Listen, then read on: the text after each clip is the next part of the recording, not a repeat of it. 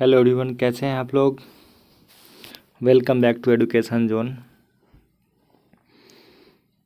तो आपके एग्ज़ाम्स के बचे हैं मात्र 45 डेज, और अगर आपको भी चाहिए सीटेट में सफलता तो आपको पड़ेगा पढ़ना। अब पढ़ाई कैसे होगा, तो पढ़ना तो होगा आप ही को, हम तो सिर्फ आपको कोऑपरेट करेंगे। तो आज हम आप सभी के लिए लेकर आए हैं मैथ्स का 1 शॉर्ट वीडियो पेडागोजी। तो पेडागोजी पढ़ना बहुत है, लेकिन एक इतना शॉर्ट लेकर आए हैं कि आपके एग्ज़ाम के पर्पज़ से आपके एग्ज़ाम में क्या पूछा जाएगा, बस हम सिर्फ इसी कंसेप्ट को देख के पूरा एग्ज़ाम को कंडक्ट कराएंगे। क्योंकि अब आपको सिर्फ सोचना है कि मेरे एग्ज़ाम्स में स्कोर कैसे हो, इस पे सोच करके हमने ये वीडियो बनाया है। तो सभी लोग इसको अच्छे से देखिएगा। और सबसे पहले सभी लोग इस वीडियो को क्या करना है, तो सबसे पहले सभी लोग को वीडियो को लाइक करना है, फिर सब्सक्राइब करना है और फिर शेयर भी कीजिए, ताकि अगर आपके अलावा किसी और व्यक्ति को भी बेनिफिट हो तो ज़्यादा अच्छा होगा। चलिए, लाइक ज़रूर कीजिएगा और सब्सक्राइब तो कर ही लीजिए, क्योंकि ताकि इसके बाद जो भी वीडियो हम अपडेट करें आप सभी लोग तक पहुँचते जाए। चलिए, सबसे पहले अगर हम बात करें, देखिए आपके एग्ज़ाम्स में 1 नंबर का क्वेश्चन यहाँ से फिक्स होता है। वो टॉपिक होगा आपका बेन हीले का ज्यामितीय समझ। सभी लोग इसके बारे में पढ़े होइएगा, और हम क्लास में पढ़ाए भी थे बेन हीले के बारे में, कि बेन हीले के ज्यामितीय समझ के बारे में एकदम कंफर्म है कि आपके एग्ज़ाम में इससे क्वेश्चन आना है, मतलब आना है। आपका 1 नंबर यहाँ से तय बनता है। चलिए, आपका ये हेडिंग होगा। बेन हीले के बारे में थोड़ा सा जान लेते हैं, थोड़ा सा जानेंगे, ज़्यादा नहीं। तो बेन हीले जो थे ना, बच्चों को बताए कि बच्चों को अगर शेप के माध्यम से पढ़ाना है, जैसे स्क्वायर, रेक्टेंगल, ट्रायंगल, तो अब बच्चों को कैसे पढ़ाइएगा, इसके बारे में उन्होंने बहुत अच्छे से डिस्कस करके बताया। ठीक, तो बेन हीले के जो ज्यामितीय समझ से प्रभावित होकर इनको अमेरिका भी अपने पूरा देश में लागू करवाया, और भी बहुत सारे देश थे, धीरे धीरे पूरे देश में फेमस हो गया कि बच्चे को अगर पढ़ाना है तो सबसे अच्छा, अगर आपके पास कोई तरीका है तो वो तरीका क्या है, तो आकृति के माध्यम से पढ़ाना। ठीक, तो इन्होंने बच्चे को लेवल को देखा, और देखते हुए उन्होंने बेन ही अपने एक ज्यामितीय समझ को विकसित किया, जिसको इन्होंने 4 भाग में डिस्क्राइब किया। तो सबसे पहले यहाँ आया लेवल 0, स्टार्ट किए लेवल 0 से, लेवल 1, लेवल 2, लेवल 3, लेवल 4। तो इस तरह से अपना ये लेवल को बढ़ाया। तो सबसे पहले बात करते हैं लेवल किसके बारे में, 0 के बारे में। ठीक, तो लेवल 0 किसको कहा जाता है, तो चाक्षुषीकरण। ठीक, इसमें क्या होता है कि बच्चा आकृति को क्या करेगा, देखेगा, आकृति को देखेगा और उसको क्या करेगा, वर्गीकृत करेगा। यानी कि किसी चीज़ को एक बार देख लेगा, अगर उसको दिखा दीजिए कि चांद गोल है, सर्कल में बनता है, तो बच्चा अब जीवन में उस लेवल के अकॉर्डिंग जितना चीज़ को गोल देखेगा ना, तो वो आपको हमेशा चांद से ही संबंधित करेगा, उसी में उसको डिवाइड कर देगा कि हाँ ऐसा चांद होता है, मम्मी की रोटी गोल यानी कि चांद भी गोल, तुरंत कंपेयर करेगा। उसको आप स्क्वायर दिखा दीजिए, या फिर उसको बर्थडे का कैप दिखाइए, तो बस जितना बार बर्थडे के कैप के साथ अगर आइसक्रीम भी देखेगा ना, तो बोलेगा मम्मा देखो बर्थडे शेप का वो चीज़ है। यानी कि बेन हीले के जो लेवल 0 जो है चाक्षुषीकरण में, बच्चे आकृति को देखकर क्या करेंगे, तो वर्गीकृत करेंगे। चलिए, इसके बाद अगर हम बात करते हैं, दूसरा नंबर आपका आता है विश्लेषण। नाम से विश्लेषण का मतलब ही होता है क्या, तो विशेषता बताना। यानी कि बच्चा जो है क्या करेगा, तो किसी चीज़ के बारे में, आपको इस चीज़ के बारे में विशेषता बताएगा, किसके बारे में, तो गुण के आधार पर उसको बांट देगा। अब गुण के आधार का क्या मतलब हुआ, तो गुण का आधार का मतलब ये हुआ कि बच्चा अब उसमें गुण को खोजेगा। कि अगर हम चर्चा करेंगे कि बच्चे के सामने अगर बताइएगा, बाबू ये देखो ये आपका स्क्वायर है, ये आपका आयत है, तो इसमें बच्चा अब गुण को खोजेगा कि आयत में उसने क्या पढ़ा कि आयत का आमने सामने का जो भुजा होता है वो बराबर होता है। लेकिन वर्ग में क्या पढ़े कि हम लोग इसका चारों साइड जो होता है वो सब का सब बराबर होता है। ठीक, तो इस तरह से बच्चा सर्कल देखेगा, तो सर्कल में देखेगा कि हाँ सर्कल है, तो उसके बीच में क्या होगा, एक रेडियस होगा। इस तरह से बच्चा इसको संबोधित करेगा। यानी कि हर चीज़ को बच्चा क्या करेगा, तो अपने हिसाब से उसको गुण के आधार पर उसको अलग अलग बांट सकता है, यानी बच्चे उस चीज़ की विशेषता बताएगा। तो किस में आएगा? तो बेन हिले के ज्यामितीय समझ के लेवल 1 में आता है। चलिए अगर हम आगे बात करते हैं फिर से लेवल 2 की, तो लेवल 2 क्या कह रहा है आपका? तो लेवल 2 में आपको देखा जाता है कि गुण तथा संबंध व परिभाषा कर लेता। अब जो बच्चा इसमें आएगा लेवल किस में? तो 2 में आने की बात है। तो जब बच्चा लेवल 2 में आएगा तो कह रहा है अनौपचारिक। हम पढ़ाए थे औपचारिक और अनौपचारिक के बारे में। औपचारिक मतलब ऐसी शिक्षा जहाँ बच्चा स्कूल से सीखेगा, अनौपचारिक का मतलब ऐसा शिक्षा जो बच्चा स्कूल से बाहर सीखता है। तो यह कह रहा है बच्चा गुण तथा संबंध पर परिभाषा, जो भी हम नीचे गुण पढ़ेंगे अब उसके बारे में परिभाषित करेगा कि हाँ वर्ग क्या होता है, आयत क्या होता है, उसका पूरा अच्छा से परिभाषित कर लेगा। ठीक, और उसके परिभाषित के साथ उसके गुण संबंध सब कुछ उसके बारे में आपको बताएगा कि हाँ क्या होता है नहीं होता है। तो आपका ये लेवल 2 हो गया। अगर हम लेवल 3 में जाते हैं तो उसमें क्या करेगा? इसको सिद्ध करना होगा। तो सिद्ध कैसे? तो लेवल 3 में है औपचारिक नियम, यानी कि औपचारिक कहने का मतलब कि पूरा से बच्चों इसमें जो भी होगा स्कूल माइंडेड से बच्चा पढ़ेगा कि हाँ उस फार्मूला जो आया उस फार्मूला कहाँ से आया, उसको कैसे सिद्ध करना है नहीं करना है, इसके बारे में बच्चा पढ़ेगा। तो हम लोग को लेवल 3 तक ही पढ़ना होता है। ठीक, याद रखिएगा लेवल 3 तक ही, क्योंकि सीटेट लेवल 3 तक ही क्वेश्चन एराइज करता है। इसको लेवल 4 से कुछ लेना देना है नहीं, लेकिन फिर भी हम लोग लेवल 4 को देखते हैं। लेवल 4 आपका हायर एजुकेशन में 9th-10th के लिए जाएगा, क्योंकि इसमें देखिए लेवल 4 क्या बता रहा है आपका? तो दृढ़ता, यानी कि कठोर और अमूर्त सोच। अमूर्त सोच कहने का मतलब कि जो चीज़ दुनिया में नहीं है अगर बच्चा उसके बारे में सोचेगा तो कहलाता है आपका अमूर्त सोच। तो ये आपका जो बेन हिले का ज्यामितीय समझ है, तो क्वेश्चन पूछता है कि एक स्टोरी देगा, एक कहानी देगा, फिर पूछेगा कि बच्चों इस तरह से अगर बांट रहा है तो बेन हिले के किस लेवल में आएगा? तो याद रखिएगा लेवल 0 से स्टार्ट होता है। 0 मतलब जासूसीकरण, लेवल 1 विश्लेषण, लेवल 2 अनौपचारिक, लेवल 3 औपचारिक और लेवल 4 आपका दृढ़ता। यहाँ से आपका एग्जाम में 1 नंबर का क्वेश्चन आपका हर हाल में पूछेगा, यानी कि पूछेगा, ये एकदम हम डेफिनेटली 100% के साथ कहते हैं, दावे के साथ। चलिए अब हम बात करते हैं कि सबके बारे में थोड़ा सा फिर डिटेल्स देखते हैं।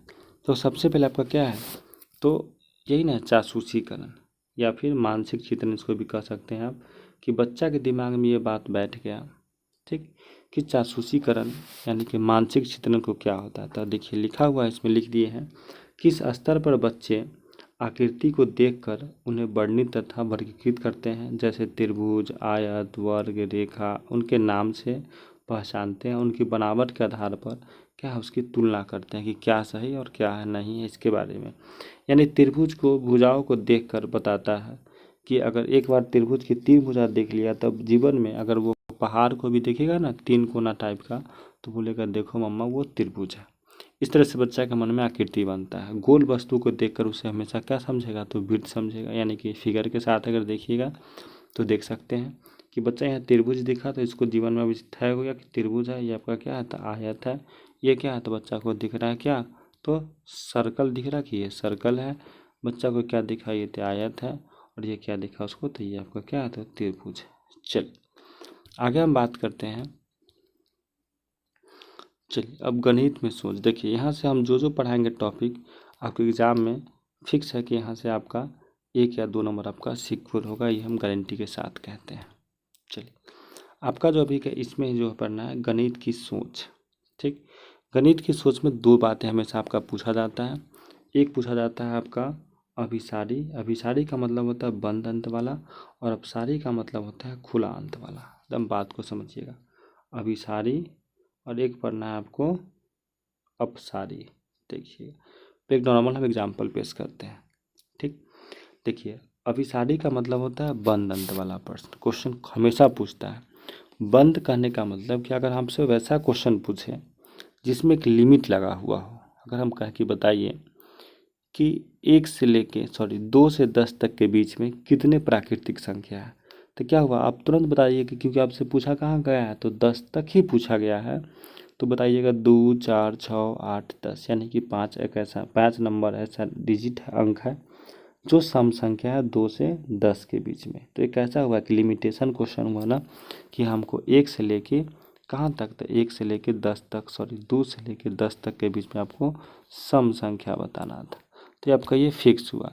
लेकिन अगर हम वही में बोले कि बताइए कि सम संख्या कितना, अब आपको भी नहीं पता है कि इस दुनिया में कितना सम संख्या होगा, किसी को नहीं पता है। तो उस कंडीशन में जब किसी को नहीं पता है तब ये कैसा होगा, तो खुला मुक्त हो गया, यानी कि अब हम पता ही नहीं कितना होगा। तो यही दो एग्जाम्पल आपके फिर दिमाग में बैठा लीजिए कि हमेशा तो क्वेश्चन आपका बंद नहीं होगा, नाम वाले का होगा अभिसारी और अपसारी। तो अभिसारी का मतलब समझिएगा अभी, अभी का मतलब कि कम, यानी कि एकदम अप मतलब होता है ज़्यादा, यानी ज़्यादा से ज़्यादा। तो चलिए सबसे पहले डिस्कस करते हैं किस पर हम लोग तो बात किए थे, अभिसारी पर। तो अभिसारी क्या होता है सबसे पहले जानते हैं इसके बारे में, देखिएगा एक एक करके सबको देखेंगे। तब का जो हेडिंग है गणित में सोच के में सबसे पहले हम बात करते हैं अभिसारी यानी बंद अंत वाला प्रश्न। तो कह रहा है कि ऐसे प्रश्नों का उत्तर सीमित होता है, यानी कि सीमित होगा, अर्थात बाद और बाधाएं उत्तर दिए जाते हैं। ऐसे प्रश्न कैसा होता है, तथ्य पर आधारित होता है, अपने विचार से उत्तर स्वतंत्र रूप से नहीं दे सकते, यानी कि आप मन से अगर आपसे पूछे कि 2 से 10 तक क्या होगा तो आप सोचिएगा नहीं ना सोचना, क्योंकि इसका फिक्स है कि 2 से 10 तक बीच में 5 सम संख्या होगा, 2 4 6 8 और 10। तो इसमें आप कुछ भी सोच नहीं सकते हैं, क्योंकि आपका ये सोचना यहाँ से तय ही नहीं बनता, क्योंकि आपका ये बंद अंत वाला प्रश्न हुआ। जैसे एग्जाम्पल में लिख दिया कि 2 से 10 तक के बीच में कितनी प्राकृतिक संख्या है, यानी क्वेश्चन कैसा हुआ, तो बंद अंत वाला प्रश्न हुआ। अब हम बात करते हैं अपसारी, देखिएगा। तो हम बताया कि अपसारी का मतलब क्या बताया आपको कि सॉरी 1 सेकेंड, क्या पता है आपको अपसारी का मतलब कि खुला खुला का मतलब ओपन वाला क्वेश्चन। तो ओपन में ऐसे प्रश्न जिनका उत्तर क्या है आपका, तो पूरा का पूरा सीमित में हो, एक सीमित में अगर आप उसका उत्तर देते हैं या जिससे एक से अधिक उत्तर हो उसे हम लोग क्या कहते हैं, तो अपसारी। ठीक, तो ऐसे प्रश्न क्या होते हैं, तो ऐसे प्रश्न विचार पर आधारित होते हैं, यानी कि आप थिंकिंग वाला क्वेश्चन सब होगा कि क्या क्या सोच रहे हैं वो क्वेश्चन होगा। ऐसे प्रश्न अपने विचार को रखने का अवसर देता है, क्योंकि उसमें तो मौका नहीं था, इसमें आपको मौका दिया जाएगा सोचने के लिए कि आप कितना तक सोच सकते हैं। ठीक, उसके बाद तीसरा है, जैसे हम एग्जाम्पल की बात करें तो आपको एग्जाम्पल क्या दिया है, देखिए जैसे 10 के बाद कितनी संख्या आती है, कोई 3 संख्या लिखिए जिनका उत्तर 15 हो। अब इतना सारा संख्या होगा, क्योंकि आप सोच सोच के बताइएगा, सोचने के लिए बात हो गया। तो क्या हो गया, जब सोचने की बात हो तो कहलाएगा खुला अंत प्रश्न वाला क्वेश्चन। आपके एग्जाम्स के पेपर में यहाँ से भी आपका 1 नंबर का नंबर आपका यहाँ से सिक्योर होता है, सब में दिमाग में बात को कीजिए सेट। यहाँ से भी आपका 1 नंबर तय है और पूछना ही पूछना है, इसमें कोई कम नहीं। अगर सेट मारिएगा तो क्वेश्चन देखिएगा। चलिए अगर आगे बात करते हैं गणित की प्रतिक्रिया। चलिए शॉर्ट नोट है एकदम, एक लाइन में हम लोग इसको सबको समझ समझ के ख़त्म करेंगे। और समझने का नहीं, आपके एग्जाम के पेपर में क्वेश्चन भी यही आएंगे, इससे ज़्यादा बाहर का कुछ क्वेश्चन नहीं आने वाला है। चलिए तो हम बात करते हैं गणितीयकरण के बारे में, प्रक्रिया, गणितीयकरण की प्रक्रिया क्या है। तो बहुत सारे गणित सीखने के बजाय यह जानना अधिक उपयोगी है कि गणितीयकरण कैसे किया जाता है। ये कौन बोले थे, तो डेविड व्हीलर बोले थे। फिर दूसरा एक साइंटिस्ट है, उनका मानना था गणितीकरण से तात्पर्य है कि हम बच्चे गणित में सोच सकें और अमूर्त रूप से अपने विचार को तार्किक रूप में बदलना ही कहलाता है गणितीयकरण, किसी चीज़ के बारे में सोचना। चलिए अब हम बात करते हैं एनसीएफ 2005 के बारे में। सभी लोग को पढ़ा चुके हैं एनसीएफ 2005, और फिर से वही एनसीएफ है जो पीछे पढ़े हैं, लेकिन बस थोड़ा सा जान लीजिए क्योंकि मैथ में स्पेशल है। तो गणित के शिक्षण और व्यवहारिक तथा दैनिक जीवन में जोड़ कर पढ़ाना चाहिए, यानी कि बच्चों को जब गणित पढ़ाइएगा तो गणित ऐसा शिक्षण दीजिए कि बच्चे को उसके व्यवहारिक जो जीवन है रोज़ जी रहा उससे जुड़ा होना चाहिए, उसके दैनिक जीवन से जुड़ा होना चाहिए। इससे आप उसको जोड़ के पढ़ाइए ताकि बच्चे आपस में इस पर चर्चा भी करें। ठीक, दूसरी बात बोला गया कि गणित की भाषा हमारे प्रतिदिन की भाषा से जुड़ी होनी चाहिए, यानी कि आप बच्चे से बच्चा जो रोज़ का घर का हिसाब चाहे जो भी लिखता है आप ऐसा पढ़ाइए कि बच्चा उसको अपने लगे कि हाँ ये हमको रोज़ का उपयोग है, और उस अनुसार से बच्चा उस चीज़ को अगर पढ़ाई करता है तो सबसे अच्छी बात है। तो गणित की भाषा हमारे प्रतिदिन की भाषा से जुड़ी होनी चाहिए, जिससे बच्चे आसानी से क्या उसको समझ सके। ये आपका एनसीएफ 2005 के अनुसार ये तथ्य कहा जाता है। चलिए अब जब आपको हम पढ़ाएंगे यहाँ से क्वेश्चन आपका हर बार में 1-1 नंबर सिक्योर होगा। तो आपका जो हेडिंग है, हेडिंग क्या है, पैटर्न बनाना। पैटर्न कैसे बनाइएगा, सबसे पहले देखिए तो क्वेश्चन कितना बार पूछ चुका है सीटेट में, तो हम लोग देखते हैं बारी बारी से। सबसे पहले पैटर्न बनाने के लिए क्या कहा जाता है कि बोला गया कि पैटर्न बनाने की स्थिति, ठीक, पैटर्न बनाने की स्थिति जो है आपका बालकों में विभिन्न प्रकार के सूत्र, नियम और सिद्धांत से जुड़ा होता है। यानी कि कुछ भी करता है बच्चा तो कुछ न कुछ उसका नियम होगा, सिद्धांत होगा, यानी हर कोई चीज़ फॉलो करता है तब जाकर होता है। इस स्तर पर बालक का श्रृंखला से परिचित करता जाता है, वह पैटर्न या श्रृंखला को देखता है और समझता है, जिससे सूत्र तक पहुंचने का प्रयास करता है।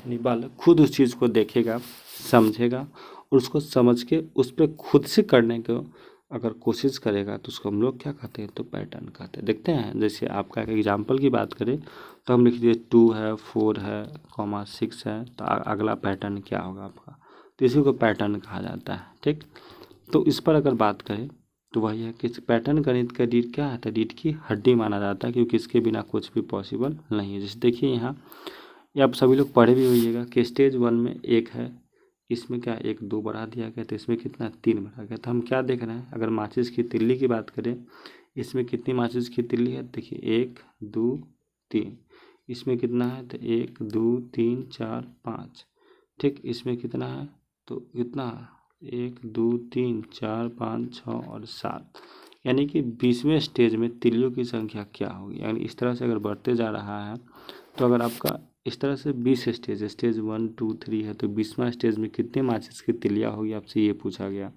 तो उस कंडीशन में मैथ का रूल है, फार्मूला भी होता है कि एनवा पद अगर निकालना हो तो 20वें पद की तिल्ली की संख्या होता है 2 इंटू यानी 2n और +1, एनवा पद निकालने का ये फार्मूला है। तो नंबर ऑफ कितना, तो आपसे पूछा गया कितना 20वां, तो 2 इंटू 20 जो 1, ठीक, तो कितना होगा 40 और 41, उसमें माचिस की तिल्ली लगेगी आपका। चलिए, तो कभी कभी क्वेश्चन पूछता है पैटर्न से अकॉर्डिंग कि क्या है इसका अध्ययन। देखिए ये क्वेश्चन पूछेगा, जितनी बार एक आएगा अधिकतम वही हो जाएगा। तो 1 है, पहले 1 इंटू 1 तो 1 1 1, तो 1 2 1 3 है, तो 1 2 3 2 1, यानी कि जितना है उससे एक बढ़ते जा रहा है। इस तरह से आपका ये पैटर्न बनता है। चलिए, अगर हम बात करते हैं गणित की विशेषताएं के बारे में कि गणित की क्या क्या विशेषता है, अगर विशेषता सिर्फ पर्पस बात करते हैं विशेषता के बारे में, तो गणित की क्या क्या विशेषता है। तो गणित की विशेषता बहुत सारा। सबसे पहले तो गणित की विशेषता क्या आपका, तो सबसे पहले इसकी विशेषता है अमूर्त, फिर तार्किक, विशिष्टताएं, यथार्थ, शुद्धता और मौलिकता। यानी इतना चीज़ अगर आपके पास है तो आप गणित के बहुत अच्छे स्टार आदमी हैं। यानी सब चीज़ गणित में होना अनिवार्य है, सब विशेषता है मैथमेटिक्स का। चलिए, गणित शिक्षण का उद्देश्य, अगर आप गणित पढ़ते हैं चाहे पढ़ाते हैं बच्चों को शिक्षा देना, उसका क्या क्या उद्देश्य होगा, किस उद्देश्य से बच्चों को आप पढ़ाते हैं, इसके बारे में पूछा गया। तो कोई भी शिक्षक हो अगर बच्चे को पढ़ाता है तो उसका कुछ ना कुछ उद्देश्य होगा कि बच्चे को हम कुछ अलग ऐसा दें जो कोई शिक्षक पहले से नहीं दिया हो, ताकि बच्चा हमेशा आपके अकॉर्डिंग पॉजिटिव सोचे और आपसे हमेशा खुश रहे। ऐसा होता है। तो इसमें वही कहा गया है, गणित शिक्षण का मुख्य उद्देश्य, यानी शिक्षण का मतलब हो गया पढ़ाना। अगर बच्चे को आप शिक्षित करते हैं तो इसका मुख्य उद्देश्य क्या क्या होना चाहिए। तो अगर हम ऑप्शन नंबर 1 की बात करते हैं, सबसे पहले अगर 1 की, तो कह रहा कि प्राथमिक या फिर संक्रिय स्तर पर, अगर बच्चे को प्राथमिक स्तर पर पढ़ा रहे हैं तो मापतौल की इकाई से परिचित कराना, यानी कि क्योंकि पूछा जाएगा केजी, ग्राम, लीटर, मिलीलीटर, इस सब पर। दूसरा, गणितीय संक्रियाओं का विकास, मूर्त समूर्त की धारणा का विकास और संबंधित कौशल का विकास। आपको ये 3 पॉइंट 4 पॉइंट बच्चे में हमेशा प्राथमिक स्तर पर डेवलपमेंट करना जरूरी होता है। अगर हम उच्च स्तर की बात करें तो उच्च स्तर क्या होगा आपका, हाई लेवल हो गया। तो हाई लेवल की जब भी बात होती है तो क्या कीजिएगा, जब भी उच्च लेवल का बात हो रहा है ना, हाई लेवल का, तो हाई लेवल का क्लास का जब भी क्वेश्चन बात होगा तो उसमें हम लोग को क्या करना है, तो उसमें करना हम लोग का कि अमूर्त से मूर्त की धारणा विकास होगा। यानी जो चीज़ इस दुनिया में नहीं हम लोग उसके बारे में सोचेंगे। परिकल्पना संबंधी कौशल का दक्षता होगा। परिकल्पना कहने का मतलब कि अच्छी बात कि जो चीज़ नहीं है उसके बारे में हम लोग सोच सोच के बताएंगे, परिकल्पना करेंगे। ठीक। विशेषतात्मक योग्यता की पोषित, यानी विशेषतात्मक जो है उसके बारे में सोचेंगे। चलिए फिर वही बात रिपीट हो गया, हम फिर से पढ़ाए थे एनसीएफ 2005 रिपीट हो गया एक। एनसीएफ 2005 इसमें क्या कह रहा है कि 5 के अनुसार गणित शिक्षण का मुख्य उद्देश्य है बच्चों की सोच गणितीकरण करना, यानी कि बच्चा को ऐसा पढ़ाइए कि बच्चा गणित में खूब इंटरेस्टेड है, उसका पूरा अच्छा से गणितीकरण। उसके बाद क्या है, तार्किक चिंतन का विकास। कहा जाता है जो बच्चा मैथ पढ़ता है उसका दिमाग बहुत तेज होता है। इसका कारण है कि उसके अंदर तार्किक यानी लॉजिकल बात इतना ज़्यादा आ जाता है कि कुछ सोच सोच के, क्योंकि उसका तार्किक ज़्यादा हो जाता है। फिर आप ऐसा पढ़ाइए उसको जीवन से जोड़िए, यानी कि बच्चा उस चीज़ का अपने लाइफ में उपयोग करे, विचारों का गणितीकरण कीजिए। और फिर लास्ट क्या है आपका, तो समस्या, यानी कि आपके पास जो समस्या है उस समस्या से क्या है पहचानना और उसका हल करना, यही का मेन मोटो है। चलिए अगर हम बात करते हैं अब कि गणित में तार्किक चिंतन की प्रकृति, ठीक, कि तार्किक चिंतन होता क्या है।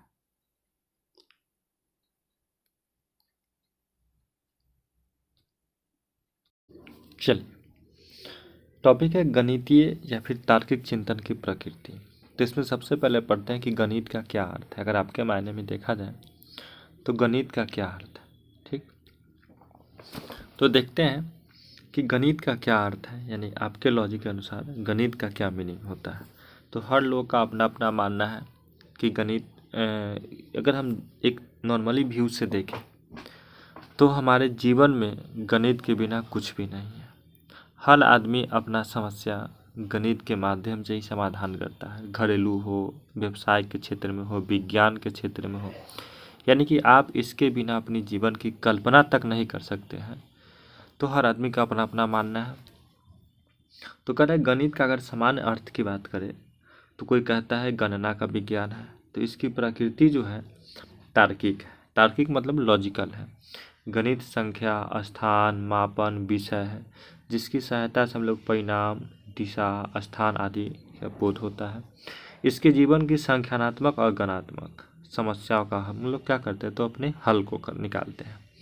तो कुछ दार्शनिक लोग थे जिनका अपना प्रमुख परिभाषा थी, उन्होंने गणित का बहुत सारा परिभाषा दिया। तो परिभाषा क्या था उनका, तो हम लोग बात करते हैं सभी के बारे में कि हर दार्शनिक अपना अपना एक अपना विचार दिए, मत दिए। क्या क्या मत था उनका, तो देखिए। तो सबसे पहले अगर हम बात करते हैं जो सबसे पहले हमारे दार्शनिक थे, उनका नाम था हॉगबेन। ये इनका मानना था कि गणित सभ्यता और संस्कृति का दर्पक है, यानी कि गणित जो है हम लोग की सभ्यता और संस्कृति को बनाए रखना है, यानी दर्पण की तरह है। किनका मानना था, द हॉगबेन का। अगर हम रोजक बेकन की बात को समझें तो इन्होंने बोला कि गणित सभी विज्ञानों द्वारा एक कुंजी है, यानी कि जितना सारा विज्ञान का डेवलपमेंट चाहे कुछ भी है उसका अगर कुंजी है तो वो कोई आपका तो गणित है। एक थे हरलॉक साहब, लॉक। इनका क्या मानना था गणित के बारे में, तो गणित वह मार्ग है जिसके द्वारा हम बच्चों के मन या मस्तिष्क में तर्क करने की आदत को स्थापित करते हैं। सबसे ज़्यादा इनका फेमस हुआ कि अगर कोई बच्चा गणित बहुत पढ़ता है तो वो लॉजिकली है, तार्किक बच्चा होगा तो सबसे ज़्यादा उसको गणित में मन लगता है और हर तरह से वो आपके सामने तर्क कर सकता है।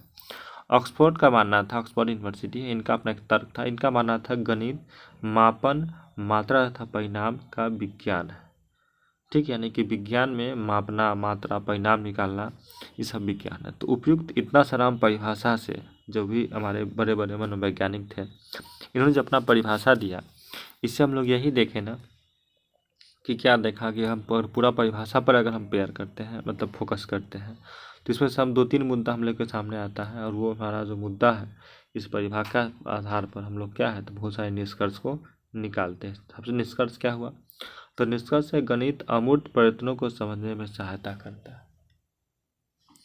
अमूर्त प्रयत्न कहने मतलब जो चीज़ इस दुनिया में नहीं है उसके बारे में अगर आपको सोचना है, समझना है, तो हम लोग क्या करेंगे, गणित पढ़ेंगे। देखते ही हैं हम लोग अगर मैथ का क्वेश्चन भी सॉल्व करते हैं तो हम लोग क्या करते हैं, एक्स मान के उसको बनाते हैं, यानी जो चीज़ दुनिया में नहीं उसके बारे में सोच लेते हैं। गणित को सरलता, गणित को ज्ञान का सरलता और भुलाया नहीं जा सकता। अगर आप उसको एक बार पढ़ लीजिएगा तो थोड़ा बहुत भूलिएगा, लेकिन उसको भुलाने की चीज़ है नहीं गणित, क्योंकि आप अपने लाइफ में हमेशा इसका उपयोग करते रहिएगा, जोड़ घटाव गुणा भाग। गणित का ज्ञान से वस्तुनिष्ठ स्पष्टता हो, यानी आप हर चीज़ का वस्तुनिष्ठ से स्पष्टता उसको सोच सकते हैं। चलिए तो कुछ आया, अब हम बात करते हैं किस गणित की भाषा के बारे में। आखिर गणित की भाषा है क्या, तो गणित की भाषा पर अगर हम बात करते हैं तो गणित स्वयं का एक भाषा है। इसका अपना एक उसमें भाषा होता है, जैसे उसमें बहुत सारे चिन्ह होते हैं, सिंबल, बहुत सारे उसके नियम होते हैं। अपने ये सिंबल और नियमों के अनुसार चलता है, क्योंकि इसका अपना एक लॉजिकल अपना भाषा है। गणित सीखने के लिए हमें किसी अन्य भाषा की आवश्यकता नहीं पड़ती, यानी कि गणित का खुद का अपना भाषा है, तो इसको किसी भाषा की सहायता या ज़रूरत नहीं पड़ती है। गणित भाषा का तात्पर्य गणितीय पद पढ़ाते हैं, गणितीय प्रत्यय, सूत्र हो गया, सिद्धांत हो गया, सब उसका संकेत है कि अपना एक पद से चलेगा, अपना इसका जो प्रत्यय हो उससे चलेगा, इसका जो फार्मूला होगा उससे, उसका जो थ्योरी होगा, उसका जो सिंबॉलिक होगा संकेत, इस सब चीज़ के माध्यम से गणित अपना चलता है। तो सबसे ज़्यादा अगर आपका क्वेश्चन अगर इम्पोर्टेंट है तो यहाँ से बनता है कि अगर बच्चों को, ठीक, क्वेश्चन कैसे पूछा जाएगा कि अगर बच्चों को बताना है कि 1/10, ठीक, और 1/100, ठीक, में सबसे बड़ा और सबसे छोटा कौन है, तो इस चीज़ को पढ़ाने के लिए हम लोग जिस चीज़ का प्रयोग करें उसका नाम क्या होता है, तो डाइस ब्लॉक। क्वेश्चन हमेशा बनता है कि बच्चों को अगर भी दो भिन्न के बारे में बताना है कि कौन बड़ा और कौन छोटा है, कौन बड़ा और कौन छोटा है, इस चीज़ को पढ़ाने के लिए अगर हम किसी चीज़ का प्रयोग करते हैं तो क्या आपका वो होता है आपका डाइस ब्लॉक। याद रखिएगा कि भिन्न के अंतर को बताने के लिए हम लोग जिस चीज़ का प्रयोग करते हैं वो हमारा कहलाता है क्या, तो कहलाता है डाइस ब्लॉक। चलिए आगे हम बात करते हैं डाइस ब्लॉक के बाद। तो ये आपका फिगर है डाइस ब्लॉक का, कि आप देखिए है ना, 1 है 10 है 100 है 1000 है, तो इस सबके बीच का अगर आप डिफरेंट निकालिएगा, अंतर निकालने के लिए कि 1/10 और 1/100 में क्या अंतर है, 1/100 और 1000 में क्या अंतर है, तो इस अंतर को आप निकालने के लिए हम जिस चीज़ का प्रयोग करेंगे वो क्या होता था आपका डाइस ब्लॉक होता है। चलिए अगर हम फिर आगे बात करते हैं डाइस ब्लॉक के बाद, तो एक आपका आता है जियो बोर्ड, ठीक। तो सबसे पहले जानिए कि जियो बोर्ड में 2D और 3D फिगर क्या होता है। देखिएगा 2D का मतलब होता है 2 डायमेंशन, तो 2 डायमेंशन में कौन कौन फिगर आपका आएगा, तो आपका इसमें आ जाएगा, सबसे पहले आपका आएगा इसमें आयत हो गया, आपका वर्ग हो गया, ठीक, सॉरी वर्ग तो बनाना है, आपका वर्ग हो गया, आयत हो गया, वर्ग हो गया। अगर हम बात करें सर्कल का, सर्कल हो गया, ठीक। और बात कीजिए तो ट्रायंगल, ट्रायंगल देखिए। अगर हम बात करते हैं किसका, तो ट्रायंगल का,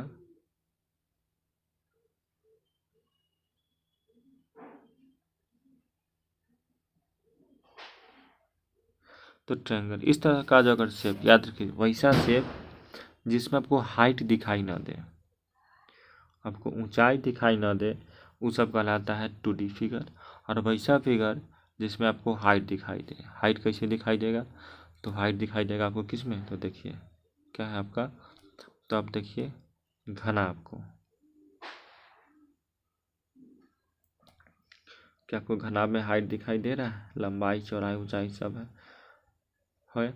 फिर अगर हम बात करते हैं बेलन का, सॉरी शंकु, देखिए दिखाई दे रहा है। और बात करते हैं इसका, तो बेलन का बात कीजिए, तो बेलन में भी आपका हाथ दिखाई देगा, यहाँ बनाते हैं देखिए,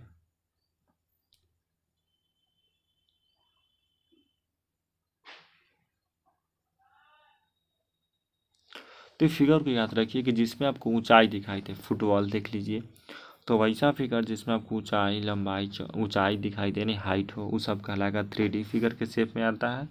और जिसमें आपको ऊंचाई दिखाई न दे वो सब आपको किस में आता है, तो 2D शेप के फिगर में ये सब चीज़ आता है।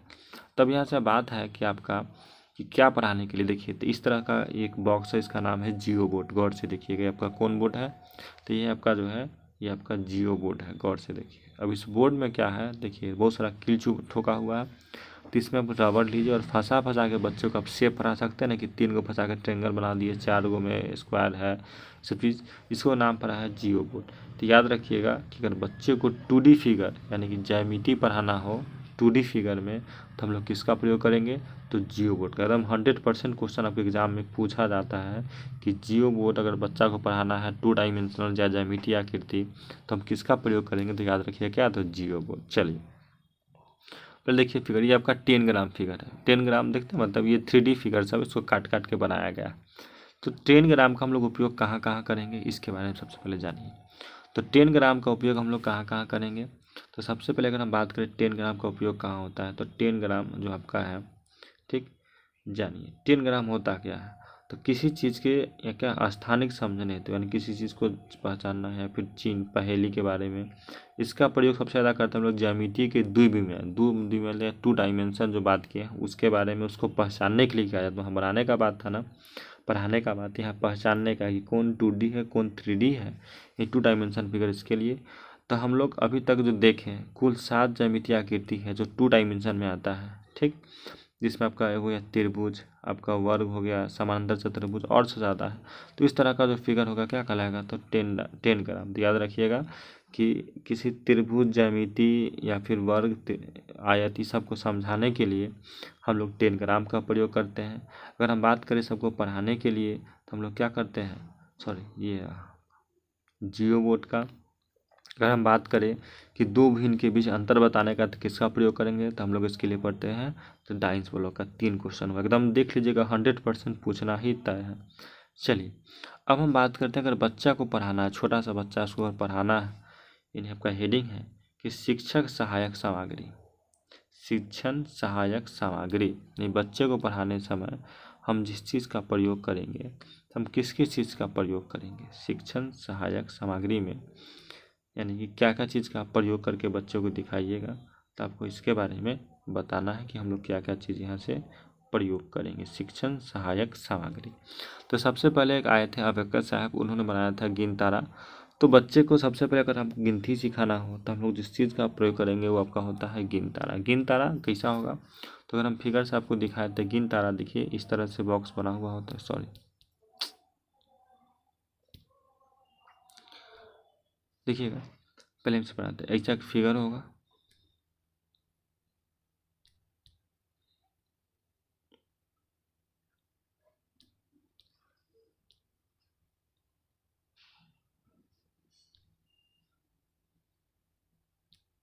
चलिए ऐसा एक फिगर होगा, इसमें हर तरह का आपका बॉक्स इस तरह से लगा हुआ होता है, हो गया। और इसमें क्या होगा कि हर जगह आपका मोती लगा हो, 1 2 1 2 3 1 2 3 4 हुआ ना। और एक और बनाइए, इसमें एक बना लीजिए। तो बच्चा क्या करेगा, इस मोती को गिनेगा ना कि हाँ एक पहले वाला में 1, फिर दूसरे वाले में 2, फिर तीसरे वाले में 3, छू छू के अब उसे काउंट करवाइएगा, इसी को कहा जाता है तो गिनतारा कहा गया। तो ये कौन बनाया था, तो अबेकस साहब बताए थे बच्चों को गिनती पढ़ने के लिए, इससे अच्छा कोई ऑप्शन नहीं है। तो कह रहा है कि अबेकस के प्रयोग की गणना के लिए किया जाता है, यह चीन के द्वारा विकसित किया गया था, ठीक। इसका प्रयोग स्थानीय मान की संकल्पनाओं को समझाने में होता है। तो क्वेश्चन अब आपसे बनेगा कि अगर बच्चे को स्थानीय मान की संकल्पना कंसेप्ट को पढ़ाना है तो आप किस चीज़ का प्रयोग कीजिएगा, तो क्या बोलिएगा, गिनतारा। याद रखिए किसका प्रयोग कीजिएगा, तो हम लोग गिनतारा का प्रयोग करेंगे। कब, जब बच्चे को स्थानीय मान की संकल्पना मतलब होता है उसका कंसेप्ट को पढ़ाना हो तो हम लोग किसका प्रयोग करेंगे, तो गिनतारा का प्रयोग करेंगे। चलिए डॉट पेपर, तो डॉट पेपर का प्रयोग कहाँ होता है, देखिए तो ये सब याद देखते हुए स्कूल सबके बच्चा में, छोटे से बच्चे में ये डॉट डॉट होता है, उसको क्या हो जाता है कि मिलान करने के लिए, अगर आपको लिखना हो एल चाहे लिखना हो ई, तो ऐसे ना इसको ई मिलाएंगे, फिर इससे मिला के ई मिला देंगे तो मेरा ई बन जाएगा। अगर लिखना हो आपको तो सबको मिला देंगे तो मेरा क्या बन जाएगा, ओ बन जाएगा। और लिखना हो पी तो इस दो को मिला देंगे तो क्या बन जाएगा, पी बन जाएगा। तो छोटे बच्चों को हम लोग डॉट पेपर का उपयोग करते हैं ताकि वो क्या कंसेप्ट को समझे, कैसे पढ़ना है पढ़ाना है। तो यहाँ भी आपका वही बात है कि इसका प्रयोग सम्मिलित तथा परिवर्तन अवधारणाओं को समझाने में, यानी छोटे बच्चों को पढ़ाने के लिए हम लोग तो डॉट पेपर का प्रयोग करते हैं। देखिए ये तो ग्राफ पेपर जानते हैं, ग्राफ पर हम लोग डेसिमल को दिखाते हैं। तो अगर बच्चे को डेसिमल के बारे में पढ़ाना हो, ठीक, 2 बिंदु वाला डेसिमल को अगर प्रदर्शित करना हो कि कहाँ है, क्योंकि देखते हुए ग्राफ पेपर ऐसा ही आपका होता है, छोटा छोटा सा उसमें बॉक्स होता है, हर तरह का छोटा छोटा सा छोटा छोटा सा बीच बीच में गैप होगा। तो हम लोग उसको गिनते हैं ना डेसिमल के, एक 1.2 दिखाना हो, अगर आपको 1.2 दिखाना हो तो इसमें 1 और 1 2 करके अगर आप खींच लेते हैं इस तरह से कि 1 यहाँ तो 1.2 यहाँ होगा, तो अगर आपको डॉट पे, तो ये सब कहाँ सीखे आप, तो कहाँ सीखे, तो आप ग्राफ पेपर पर सीखिएगा। तो ग्राफ पेपर पे ही डॉट पेपर पढ़ा जाएगा ना। तो ग्राफ पेपर पर याद रखिएगा कि किसी दो दशमलव वाले बिंदुओं को दिखाने के लिए हम लोग किसका प्रयोग करते हैं, तो ग्राफ पेपर की। या फिर किसी दो क्षेत्रफल, अगर किसी हम बोले कि दो वृत्त है आपके पास, एक की त्रिज्या 3 सेंटीमीटर, एक की त्रिज्या 9 सेंटीमीटर, तो दोनों में सबसे बड़ा परिणाम किसका होगा। तो उस कंडीशन में अगर हम क्षेत्रफल की तुलना करते हैं, ठीक, तो तुलना में हम लोग किसका उपयोग करेंगे, तो ग्राफ पेपर का। इसका प्रयोग मुख्यतः लेखपाल के लिए किया जाता है, या फिर किसी दो क्षेत्रफल की तुलना करने में, क्षेत्रफल की तुलना करने के लिए हम लोग ग्राफ पेपर का प्रयोग करते हैं। देखिएगा ऊपर से, फिर यही शॉर्टकट हम लिख दिए हैं एकदम शॉर्ट में समझाने के लिए कि जो ज्यामितीय समझ था उनका शॉर्टकट है कि सबसे पहले आपका कौन था, तो चासूचीकरण लेवल 0 था। आकार आकृति में बच्चा वर्णन करने का लेवल 1 में विशेषता बताए थे कि आकृति का वर्णन के गुण के आधार पर करेगा। लेवल 2 बनाए थे अनौपचारिक, यानी गुण के महत्व पहचानता और उसके बीच संबंध जो छात्रों को तार्किक रूप से सहायता करता है। फिर 3 बताए थे औपचारिक चयन, इसमें क्या है, बच्चा क्षमता करता है और प्रेमियों को सिद्ध करने का काम करता है। दृढ़ता में आता विभिन्न धारणाओं प्रेमियों के बच्चों से सीखता है। जो पीछे हम बताया सारा चीज़ वही रिपीट है। अब क्वेश्चन आपका यहाँ से बनता है, क्वेश्चन क्या बनेगा कि बैन हिले के अनुसार बच्चे ज्यामितीय चिंतन, देखिएगा बैन हिले के तहत अनुसार बच्चे ज्यामितीय चिंतन किस स्तर पर आकलन कर सकते हैं एक साथ आकृति का संग्रह का गुण। तो आकृति के संग्रह करेगा, उसके विश्लेषण भी करता है, चिंतन से आकलन करता है। तो किस में तो पढ़ाए थे, लेवल 0 तो होगा नहीं, तो लेवल आपका क्या हो जाएगा, स्तर 1 हो जाएगा। ऑप्शन नंबर क्या हो जाएगा आपका, तो हो जाएगा डी। चलिए अगर आगे फिर हम बात करते हैं, देखिए इस क्वेश्चन को देखिएगा सभी लोग। तो कह रहा है कि प्राथमिक स्तर पर पढ़ाने के लिए एक अवांछनीय अभ्यास की पहचान करें। तो आप कौन सा अभ्यास का पहचान कीजिएगा, देखिए तो सबसे पहले प्राथमिक स्तर पर ज्यामितीय सरल पहचानना सीमित होता है। तो सीमित जब भी होता है तो बात क्या होता है, गलत होता है। शिक्षक को सरल आकृति स्पष्ट परिभाषा का बात हमेशा बताए थे गलत होता है। बच्चों के सहज ज्ञान, देखिए सहज पॉजिटिव वर्ड है, ज्ञान और विकसित करने के लिए पर्याप्त अवसर मौका देना सही बात है। तो आपका 3 सही है। व्यापक ज्यामितीय शब्दावली प्राथमिक स्तर पर उद्देश्य नहीं है, देखिए उद्देश्य होता है जबकि नहीं नेगेटिव, तो बचपन गया तो एकदम नेगेटिव पॉजिटिव बात अगर समझिएगा तो वहाँ से आप पूरा चीज़ को समझ आएगा। ऑप्शन नंबर क्या होगा आपका, सी हो जाएगा। आइए अब यहाँ भी देखते हैं क्वेश्चन कि समरूपता पढ़ाना होता है बच्चे को, समरूपता क्या होता है जानिए। तो कह रहा है कि जब दूसरे के सामने धुरी पर चारों ओर बिल्कुल समान भाग होने की गुणवत्ता होती है तो उससे हम लोग क्या कहते हैं, समरूपता। क्वेश्चन ऐसे होता है सिमेट्रिक्स के बारे में, यानी हम बताए भी थे कि वैसा फिगर जिसको हम लोग 2 बराबर बराबर इक्वल भाग में अगर बांट दें, क्या ये समरूपता है कि नहीं, तो हाँ है। कैसे, तो इसको हम लोग क्या कर सकते हैं, तो बीचों बीच बांट सकते हैं। यानी वैसा फिगर जिसको हम बीचों बीच बांट सकते हैं, और देखिए सर्कल समरूपता है कि नहीं, तो हाँ है। इसको भी हम लोग इक्वल पार्ट में बांट सकते हैं। तो वैसा फिगर जिसको 2 समान भागों में हम लोग इक्वल बराबर में बांट सकते हैं उसको हम लोग समरूपता कहते हैं। तो आपको ऑप्शन देगा कैसे, तो दे देगा टी लिख देगा, कहीं कहीं टी के बाद एम लिख देगा, कहीं एच लिख देगा। तो इस तरह से लिखता है और पूछता है कि समरूपता है कि नहीं। तो आपको वहाँ खुद से चेक करना होगा कि डिवाइड उसमें हो रहा है कि नहीं। चलिए टाइलिंग देखिए क्या होता है। तो टाइलिंग में क्या होता है कि एक ही चीज़ को अगर रिपीट किया जाए, ठीक, टेसलेशन इसको कहा जाता है, इंग्लिश में कहा जाता है टेसलेशन तब बनता है जब एक आकार बार बार बीमार को ढकने को दोहराया जाता है। देखिए एक ही चीज़ को रिपीट है, एक पे एक यानी 3 डायमेंशन में ऊपर की ओर जा रहा है। तो कह रहा है कि जब एक आकार बार बार एक बीमारी को ढकने पर दोहराता है तो किसी अंतराल को अवलोकन को हम लोग क्या है, टाइलिंग कहते हैं। देख लीजिए फिगर को गौर से, हर एक दूसरे पर प्रेशर बना रहा है। तो क्वेश्चन पूछता है, कैसे पूछेगा देखिएगा।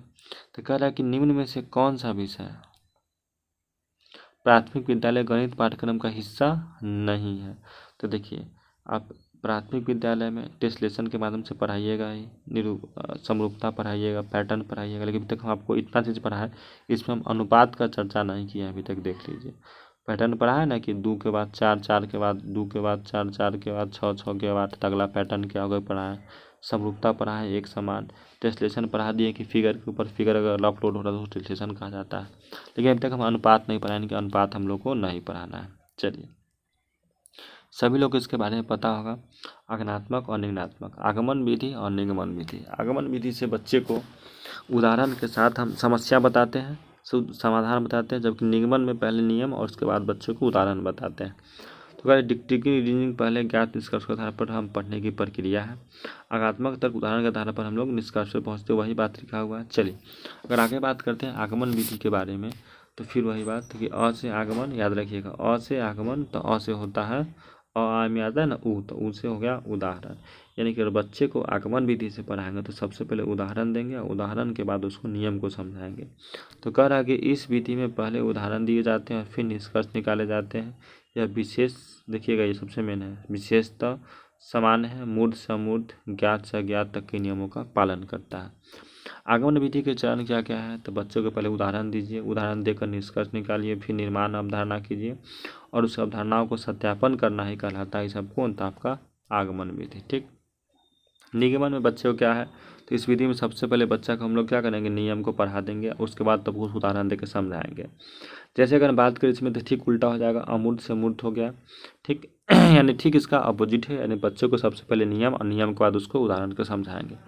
यह अवधारणा ज्ञान तो प्रदान करता है, इसकी अगर विधि की बात करें, लेकिन विभिन्न उदाहरणों में अवधारणाओं का उपयोग, अवधारणाओं की सच्चाई का परीक्षण करें और अन्य उदाहरण को हवाला देकर अवधारणाओं की सच्चाई का क्या करते हैं हम लोग, सत्यापन करते हैं। अगर हम फिर आगे बात करें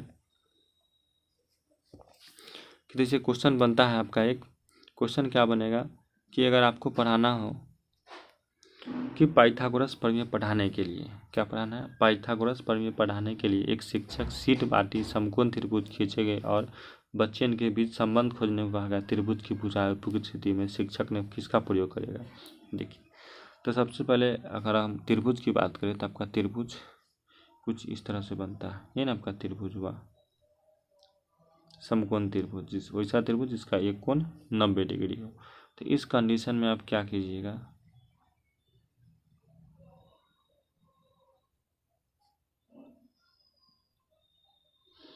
ठीक, तो त्रिभुज पढ़ाना है, प्राथमिक विद्यालय में पढ़ाना है, तो बस हम बताते सबसे अच्छा कौन विधि होता था, क्या आप प्रयोगशाला में जाइएगा बच्चा को त्रिभुज पढ़ाना, छोटे बच्चा को तो कहियो नहीं, पॉसिबल नहीं है। क्या आप व्याख्या विधि से पढ़ाइएगा तो गलत हो गया। निगमन पहले नियम सिखाइएगा नहीं, पहले हम लोग पढ़ाएंगे किसी विधि से, तो हम लोग पढ़ाएंगे बच्चे को आगमन विधि से पढ़ाएंगे। ठीक है, चलिए अगर आगे बात करते हैं हम, चलिए हम टीचिंग टी की उत्पत्ति यानी कि कैसे कैसे हुआ था, देखिए हम पढ़ाए थे ये दो चीज़, ठीक, कि टू टीच से हुआ जिसका अर्थ निर्देश देना होता है। तो इसमें होता है, पहले हम पढ़ाए थे ट्रिपल, एगो पढ़ाए थे त्रिध्रुवीय और द्विध्रुवीय, दोनों एगो दिए थे जॉन एडम। इन्होंने बताया था कि बच्चे जो है, एक देखिए द्विध्रुवीय प्रक्रिया जॉन एडम्स दिए थे। इनका मानना था कि एक तीर बना हुआ है, तो एक साइड बच्चा, तो एक साइड क्यों है आपका टीचर है। ठीक, तो इसको कहा जाता है दो ध्रुवीय। वैसा ध्रुव तो इसमें एक और शिक्षक तो एक और क्या होंगे टीचर, तो एक और स्टूडेंट होंगे। कौन दिए थे, तो जॉन एडम, इन्हें हमने दिया था द्विध्रुवीय प्रक्रिया के बारे में। उसके बाद फिर इन्होंने अपने रूल को थोड़ा सा बदला और इसको फिर क्या हुए त्रिध्रुवीय। त्रिध्रुवीय में क्या बताया उन्होंने कि एक ट्रायंगल बनाया, एक कोने पे शिक्षक को, एक कोने पे स्टूडेंट को, एक कोने पे क्या अपने इन्वायरमेंट सिलेबस को यहाँ पे रख दिए कि बच्चा को कैसे पाठ्यक्रम में पढ़ाना है इस चीज़ में, तो इसको कहा गया त्रिध्रुवीय। आइए शिक्षण अधिगम सामग्री, अगर बच्चा को पढ़ाना तो कैसे कैसे पढ़ाइएगा, तो देशज हो गया, प्रभावशाली हो गया, वास्तविक जीवन से जोड़ के बच्चा दिलचस्प हो, पढ़ने में सीखने में मददगार हो, दीर्घ काल तक बच्चा इस चीज़ को सीखता हो। अगर हम बात करते हैं, फिर से रिपीट हो गया, ऊपर पढ़ाए थे जियो बोर्ड। जियो बोर्ड से हम लोग किसी भी 2 डायमेंशन को बच्चा को समझाने के लिए हम लोग 2 डायमेंशन का प्रयोग करते हैं, यानी जियो बोर्ड का प्रयोग करते हैं। रिपीट कर रहा है, चलिए एबेकस पढ़ाई दिए हैं कि ये क्या है, बच्चे को अगर आपको समझाना हो स्थानीय मान के बारे में, तो हम लोग क्या है, तो अबेकस के माध्यम से समझाएंगे। या फिर बच्चों को समझाना हो जोड़ घटाव गुणा अवधारणा भिन्न लगमूल स्थानीय मान, देख लीजिए बहुत सारा इसमें, जोड़ घटाव गुणा भाग, ठीक, भिन्न वर्गमूल स्थानीय मान, अगर इस सब बच्चा को आसानी से समझाना तो किसका प्रयोग कीजिएगा, तो हम लोग अबेकस का ही प्रयोग करते हैं। और पीछे हम बताएं कि फिगर है, दाना बच्चा इसमें से गिनेगा। फिर हम बताई दें कि ग्राफ पेपर से हम लोग क्या करते हैं कि तो ग्राफ पेपर सबसे अच्छा व्यवस्था है, तो किसके लिए, तो दशमलव की अवधारणाओं को समझाने के लिए हम लोग किसका प्रयोग करते हैं, तो हम लोग ग्राफ पेपर का प्रयोग करते हैं। अब आइए चार्ट पेपर, एक नया टॉपिक है चार्ट पाई चार्ट से हम लोग क्या करते हैं, तो पाई चार्ट भी क्या है आपका, तो ज्यामितीय प्रतिबंधन संबंध को दिखाता है और संपूर्ण और उसके भाग को बीच संबंध को दर्शाता है। कौन? तो आपका क्या दिखाता है? तो आपका ये पाई चार्ट आपको इस चीज़ को दिखाता है। चलिए आइए डाइंस ब्लॉक से हम लोग क्या उपयोग करते हैं, सबसे पहले बात करते हैं डाइंस ब्लॉक के बारे में। देखिए डाइंस ब्लॉक का क्या उपयोग है जानिए। चलिए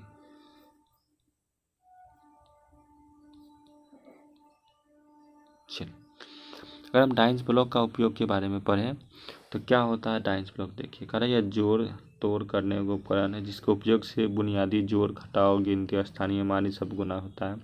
ये 4 प्रकार के होते हैं, यूनिट, रॉड, फ्लैक्स और क्यूब। हर तरह का डाइस होगा। जब लोग क्यूब के बारे में जानते हैं इसमें घन, छर, दसिया, फ्लैट, संग्रह, हजार सब चीज़ हम लोग देखते हैं। डाइंस ब्लॉक यानी 3 डायमेंशन पढ़ाने के लिए इसका हम लोग उपयोग करते हैं, देख लीजिए है ना। यूनिट हो गया, रॉड हो गया, फ्लैट हो गया, क्यूब हो गया, तो इस तरह से हम लोग इसको देखते हैं। आगे हम बात करते हैं कि सबसे ज़्यादा आपका सब सहायक सामग्री में आता है तो आपका 3 है क्या? तो वास्तविक चीज़ सबसे पहले क्या है? तो आपका नमूना, मॉडल और कठपुतलिया। इस 3 माध्यम से हम लोग बच्चों को क्या करेंगे? सबसे ज़्यादा पढ़ाएंगे। अगर हम बात करते हैं गणित का लंबा आकार यानी कि हासिल करने के लिए, देखिए ये थे ब्लूम्स पढ़ाए थे साथ में, ब्लूम्स टैक्सोनॉमी के बारे में पढ़ाए थे, याद कीजिए। ब्लूम्स टैक्सोनॉमी जो थे इनका मानना था कि बच्चा का जो लेवल होता है वो नीचे से होता है। स्टेप याद रखिएगा कि स्टेप से सबसे पहले बच्चा किसी चीज़ के बारे में क्या करता है? ज्ञान को अर्जित करता है। बच्चा के अंदर जब ज्ञान होगा तो ज्ञान से क्या करेगा? उस चीज़ के बारे में बोध करेगा। बोध के बाद उसको अनुप्रयोग यानी प्रयोग करता है। जब प्रयोग करेगा तो उसके बारे में विश्लेषण निकालेगा। विश्लेषण से क्या होगा? संश्लेषण करेगा, तब जाकर उस पर मूल्यांकन करेगा। यानी कि 1, 2, 3, 4, 5 और 6 स्टेज में इन्होंने बताया। तो इसको देखिएगा कि ब्लूम्स टैक्सोनॉमी जो है कितने, तो 6 स्टेज में इस चीज़ को एक्सप्लेन किए है कि कोई भी बच्चा सबसे पहले क्या करेगा? ज्ञान अर्जित करेगा।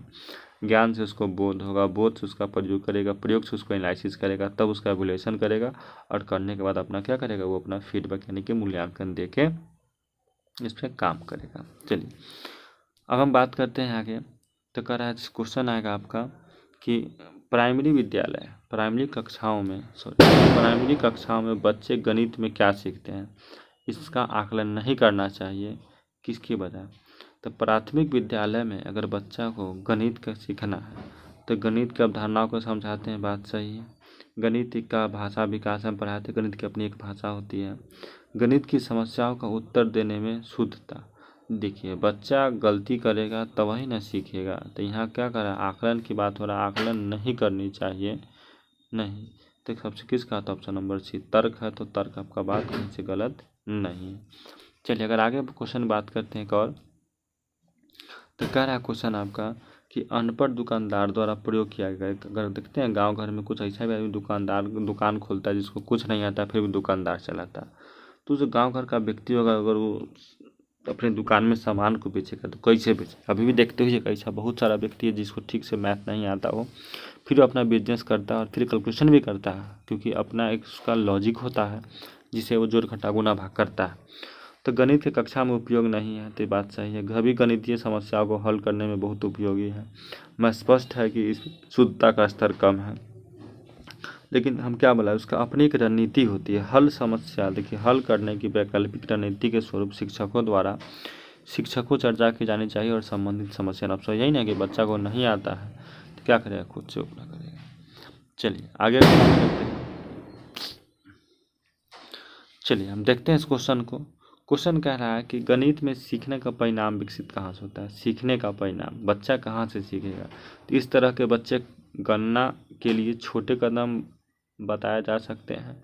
विभिन्न सर्वेक्षण बच्चे की उपलब्धि में वृद्धि, बच्चे द्वारा हासिल की जाने वाली कक्षावार दक्षताओं और कौशल की परिभाषित करता है।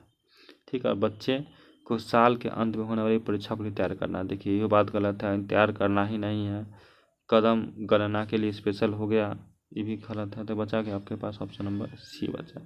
चलिए इस क्वेश्चन को देख लीजिएगा, इसमें अब क्वेश्चन ही बचा हुआ है, अब कुछ है नहीं इसमें। देखिएगा ये थोड़ा सा इसको टॉपिक को देख लेते हैं हम लोग।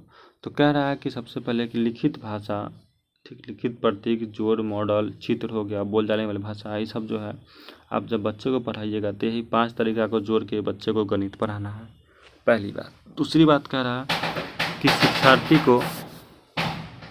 समस्या संख्या और गणनाओं के साथ समस्या होने पर अक्षमतागत जैसी डिस्कैलकुलिया वाली बीमारी होती है, पता ही है बीमारी के बारे में। प्राथमिक स्तर पर गणित की एक अच्छी पाठ्य पुस्तक सबसे बड़ी क्या है, तो बहुत कठिन और बहुत बड़ी नहीं होनी चाहिए। किताब जितना पतला हो और जितना ईजी हो वैसा ही बच्चे को पढ़ाइए, क्योंकि 1 to 5 क्या बात है। अगर बच्चे को कंसेप्ट के माध्यम से पेश किया जाना चाहिए, क्योंकि स्पष्ट विचार मिलते हैं और इससे क्या होगा, बच्चे में कम भ्रम पैदा होता है। और क्या था कि पुस्तक में हल की गई समस्याओं के साथ आकृति मतलब फिगर वाला जो क्वेश्चन होता है, आकृति रेखाचित्र सब होना अनिवार्य है, ताकि बच्चा को ज़्यादा पढ़ने में अच्छा लगे, उसको मन लगे। चलिए आप लोग क्लास हो गया एंड। सभी लोग को दीपावली की हार्दिक शुभकामनाएं। बहुत अच्छे से मनाइए सभी लोग दीपावली, लेकिन साथ में पढ़ना भी जरूरी है, क्योंकि पढ़ाई कीजिएगा तभी कुछ होगा। क्योंकि आपके एग्जाम्स को आज बचे तो 44 डेज, क्योंकि दिन गिनिएगा तब पता चलेगा कितना दिन बचा हुआ है। इन्जॉय कीजिए, अच्छी बात है, लेकिन पढ़ाई भी करते रहिए, क्योंकि रिजल्ट से बड़ा कोई इन्जॉयमेंट नहीं होता है। इस पर अगर आप क्वालिफाई करते हैं तो अगले बार इसके बाद जो दीपावली होगा वो आपके जीवन में बहुत सारी, इससे ज़्यादा आप खुश होइएगा, क्योंकि आपके पास पेपर बचेगा क्या, तो सिर्फ बचेगा आपके पास बीपीएससी देना। तो इसी वजह से एग्ज़ाम के बचे हैं 45 डेज। तो कोशिश कीजिए कि सभी लोग खूब अच्छे से इसमें पढ़ाई करें। कुछ जितना अच्छा से पढ़िएगा उतना अच्छा आपका बेटर रिजल्ट होगा।